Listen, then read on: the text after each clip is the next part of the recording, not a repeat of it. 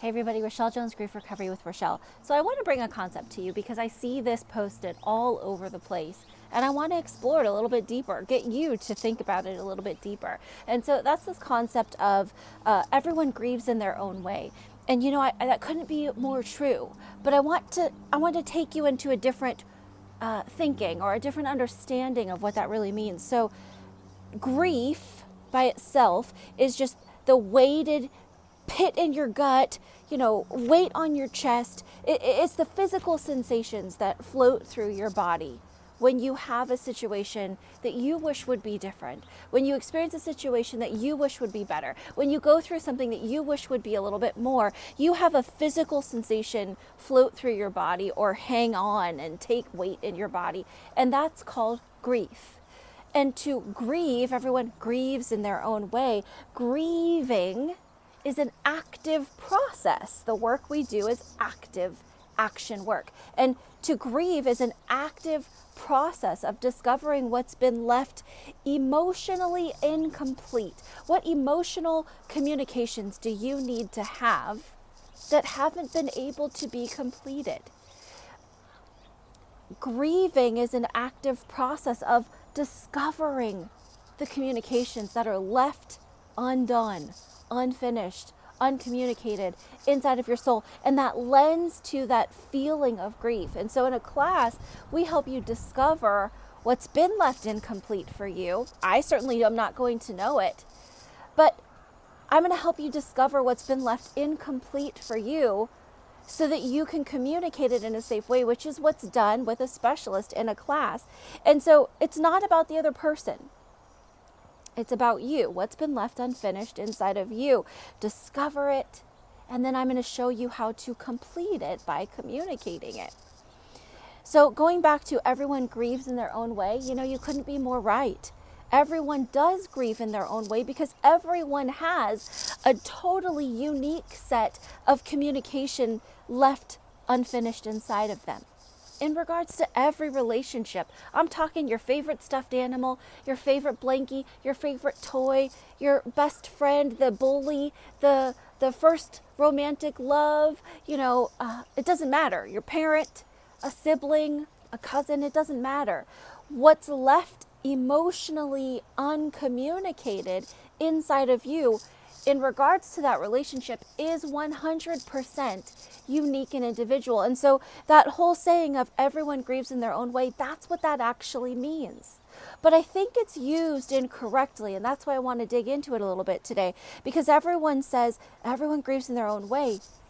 Yes. So how it's going to feel inside of you also, the physical sensations are going to be unique to you. If I'm feeling abandoned in a relationship or in a situation, somebody just doesn't show up, or I try to communicate something and they don't hear it. They don't listen. They try to fix me and analyze me and adjust me, and they're not hearing it. That is going to have a physical sensation inside of me. Maybe it affects my gut. Maybe I feel a little nauseous.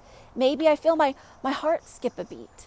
You're going to have a different set of physical sensations in your body. You're going to have a different grieving response. That's correct. That's true. But I think we're using it like, well, everyone's got a different way to do this. Actually, walking through the process of grieving, the actions we take as grievers to get complete are the same. The actions aren't different, but what you discover by taking the actions is where the unique part is.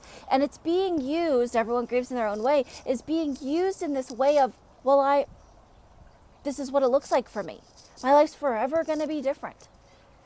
It's being used in a way of, well, this is why I'm going to stay stuck right here with this feeling right now. And what I want you to hear is that you don't have to stay stuck right here with this feeling right now. That's sort of like waiting for enough time to pass for us to feel different. And what we know is that time alone is a myth. Time alone to heal your grief doesn't work. It's the actions we take within the time that help us to feel better. And so that's where this whole grieving thing, that's an active word, right? Like moving, walking. It's an active thing.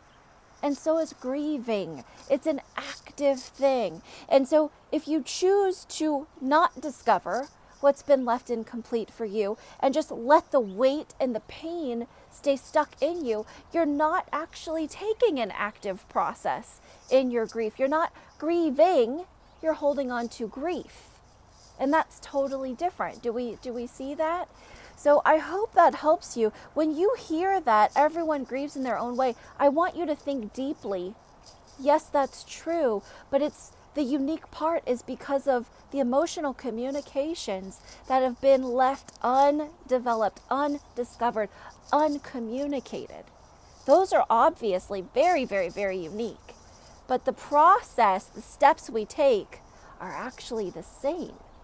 So I hope that helps you when you see those types of sayings, or in your own life, when you look at yourself and you are able to see, gosh, yeah, I'm allowed to feel what I feel, but holding on to the weighted pain of it, that's not an active process. That's holding on to grief, but it is not grieving.